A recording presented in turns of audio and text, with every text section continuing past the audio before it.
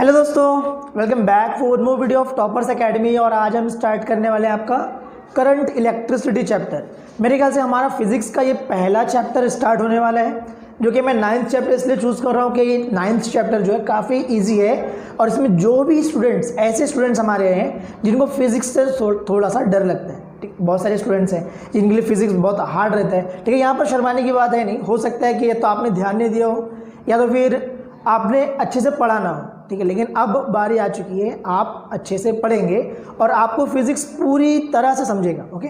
तो आइए पहले देखता हूँ मैं कि यहाँ पर करंट इलेक्ट्रिसिटी होता क्या है, वहाँ से स्टार्ट करते हैं। और उसके बाद हम कंटिन्यूसली अपना पूरा जो सब्जेक्ट है फिजिक्स का, पूरा जितने भी चैप्टर्स हैं 1 बाय 1 सारे के सारे क्लियर कर लेंगे। लेकिन मेरा मेथड पढ़ाने का यही है कि मैं आपको ईजी टू हार्ड की तरफ लेके चलता हूँ।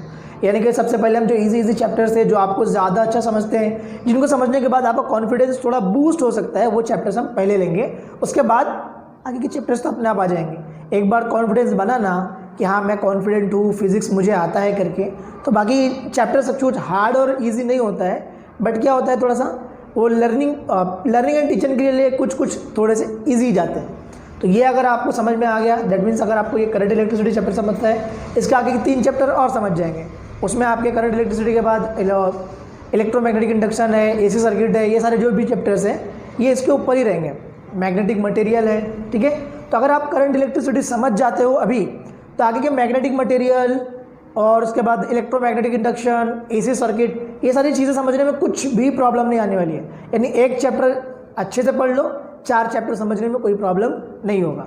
तो सबसे पहले मैं आपको बता दूं करंट होता क्या है, ठीक है। सबसे पहले ये करंट इलेक्ट्रिसिटी कैसे आती है, क्योंकि जो भी चैप्टर आप स्टार्ट कर रहे हो और चैप्टर के बारे में ही नहीं पता है, मतलब आपको कुछ भी नहीं पता है, तो चैप्टर स्टार्ट करते हैं हम। करंट होता क्या है, ठीक है। करंट होता क्या है, देखो अभी इससे पहले आपने कभी ना कभी सुना रहेगा। मैं अभी तक जो कंसिडरेशन ले रहा हूँ कि मतलब मेरे सामने जो भी बैठा है, आपको मतलब आपने कुछ पढ़ा नहीं है, आप फिजिक्स 0 to स्टार्ट कर रहे हैं, ठीक है। हम 0 to हीरो पूरा कोर्स करेंगे, ठीक है, कि पूरा का पूरा समझ में आना चाहिए। अब वो एकदम बेसिक लेवल से जो स्टूडेंट है उसके लिए भी समझेगा, और जो स्टूडेंट एवरेज या एडवांस लेवल में है उनको भी बहुत अच्छा समझने वाला है, ओके। तो यहाँ पर एकदम ध्यान से बैठ जाओ और मस्त एकदम से लेक्चर चालू करते हैं। तो पहले करंट इलेक्ट्रिसिटी होता क्या है, ठीक है। अगर डेफिनेशन देखेंगे हम, तो आपने चार्ज के बारे में कभी सुना रहेगा, ठीक है। चार्ज क्या होता है, मोस्टली हम इलेक्ट्रॉन की बात कर रहे हैं, ठीक है। जितनी चीज़ें बता रहा हूँ ऑलमोस्ट ये आपकी सुनी हुई चीज़ें हैं। आपको आती है नहीं आती उससे कोई मतलब नहीं है, नहीं आती है तो आ जाएगा। और अगर कोई ऐसी चीज़ जो समझ में नहीं आ रही है, ठीक है, कमेंट सेक्शन में डाल दो, मैं उस पर एक अच्छी सी वीडियो बनाकर आप लोगों के लिए दे दूँगा। तो यहाँ पर हम देखते पहले, ठीक है, चार्ज क्या होता है। चार्ज अगर 2 टाइप है इसके, ठीक है। चार्ज अगर स्टैटिक है या फिर चार्ज इन मोशन है,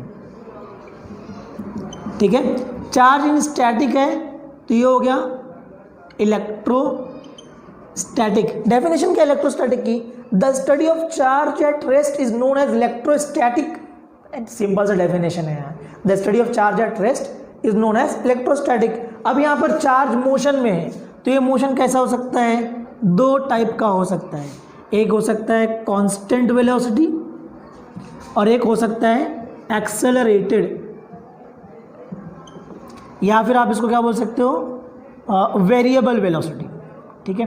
तो अगर यहाँ पर कांस्टेंट वेलोसिटी है, मतलब यहाँ पर जो चार्ज जो मूव हो रहा है, इलेक्ट्रॉन मूव हो रहा है विद कांस्टेंट वेलोसिटी, तो यहाँ पर आपका क्या बनेगा, करंट इलेक्ट्रिसिटी। और अगर यहाँ पर आएगा तो आपका क्या हो जाएगा, इलेक्ट्रोमैग्नेटिज्म, ओके। वहाँ पर आपका इलेक्ट्रोमैग्नेटिज्म हो गया, ये आपका इलेक्ट्रोमैग्नेटिज्म हो गया, और ये आपका करंट इलेक्ट्रिसिटी हो गया। मतलब क्या है कि अगर आप चार्ज के बारे में पढ़ते हो, सिर्फ चार्ज के बारे में अच्छे से पढ़ लेते हो, तो आपको क्या क्या पढ़ाई मालूम हो सकती है। छोटी सी चीज़ है चार्ज, इलेक्ट्रॉन के बारे में पढ़ाई करते हो, तो अगर चार्ज के बारे में पढ़ते हो तो आप इलेक्ट्रोस्टैटिक कंप्लीट कर सकते हो, करंट इलेक्ट्रिसिटी कंप्लीट कर सकते हो, इलेक्ट्रोमैग्नेटिज्म कंप्लीट कर सकते हो, मैग्नेटिक मटेरियल कंप्लीट कर सकते हो और एसी सर्किट्स कंप्लीट कर सकते हो। यानी कि एक छोटी सी टॉपिक है यार। मैं आपको बताता हूँ फिजिक्स जो है ना, मतलब अभी मेरा आपसे स्टार्ट कर रहा हूँ तो मतलब मेरी जिम्मेदारी बनती है कि मैं आपको 0 to हीरो तक का पूरा कोर्स आपको कर रहा हूँ, पूरी फिजिक्स पढ़ाऊँ। तो ये जो फिजिक्स है ना, ये कोई बहुत बड़ी चीज़ नहीं, कुछ कॉम्प्लिकेटेड चीज़ नहीं है, ठीक है। अपने जो डे टू डे लाइफ में चीज़ें यूज़ कर रहे हैं, ठीक है। एयर फ्लो होता है, हवा बहती है कभी इधर से तो कभी उधर से, कभी नॉर्थ से साउथ से, नॉर्थ ईस्ट साउथ ईस्ट, इतने सारे डायरेक्शन से हवा फ्लो हो रही है। क्यों फ्लो हो रही है यार, ये फ्लो क्यों हो रही है, ठीक है। उसका आंसर आपको फिजिक्स देता है। फिजिक्स होता क्या है, फिजिक्स आपके लिए होगा व्हाट इज फिजिक्स। अगर आप बात करेंगे कि ये फिजिक्स है क्या, किस चिड़िया का नाम है फिजिक्स, तो यहाँ पर फिजिक्स कुछ और नहीं है, ये आपका नेचर है, ठीक है। क्या है, नेचर है। यानी अगर स्टडी ऑफ फिजिक्स करना है, आपको फिजिक्स पढ़ना है तो आप नेचर पढ़ लो, आपको सब पता चल जाएगा। यानी अगर एक और चीज़ बोलूँ कि जो फिजिक्स होता है वो आपका स्टडी ऑफ नेचुरल वर्ल्ड या फिजिकल वर्ल्ड की बात करेंगे तो ये आपका क्या हो जाएगा, फिजिक्स। अब यहाँ पर क्या आता है, एक इलेक्ट्रॉन से लेकर यूनिवर्स तक सारा का सारा जो इन्फॉर्मेशन है वो फिजिक्स के अंदर आपको छुपा हुआ है। इसके लिए जो हेल्थ जो भी साइंस के कोर्सेज होते हैं ना, जो फिजिक्स है, केमिस्ट्री है, मैथ्स है, बायो है, तो फिजिक्स को मोस्ट फंडामेंटल कहा जाता है कि सबसे जो बड़ा ब्रांच है साइंस का वो फिजिक्स है। और मैथमेटिक्स को कहते हैं वो फिजिक्स का लैंग्वेज है।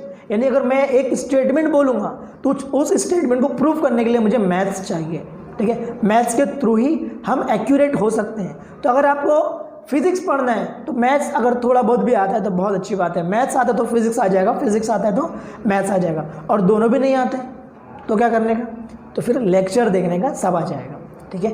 बस स्टे एश्योर्ड, कोई भी माँ के पेट से सीख के नहीं आता है, सबको यहीं पे आके सीखना पड़ता है। जितनी भी अंडरस्टैंडिंग होती है यहीं पे आकर मिलती है। तो अभी ठीक है, किसी ने ज़्यादा ध्यान दिया ज़्यादा आ गया, किसी ने कम ध्यान दिया कम आ गया, ठीक है। 1.5 किलो का भेजा हर एक के पास है।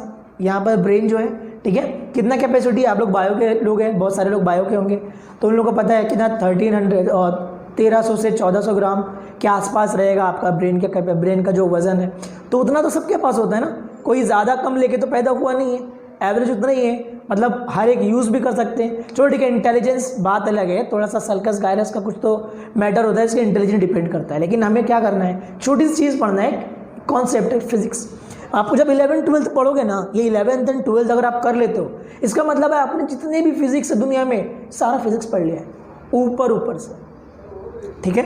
मतलब पूरा का पूरा फिजिक्स आपका इसी में कवर हो जाएगा कि आपने ऊपर से पूरा फिजिक्स पढ़ लिया है। अब इसके बाद अगर आप इंजीनियरिंग में जाते हो, किसी भी ब्रांच में जाते हो, ठीक है, मैं मैकेनिकल, इलेक्ट्रिकल, इलेक्ट्रॉनिक्स या फिर आपका आगे के जो भी ऑटोमोबाइल, जितनी भी फिजिक्स रहे, जितनी भी फिजिक्स मतलब जितने भी इंजीनियरिंग की ब्रांच है, सारी के सारी ब्रांच ये 11th एंड 12th को एनहांस एक्सपांड करके दिया गया है।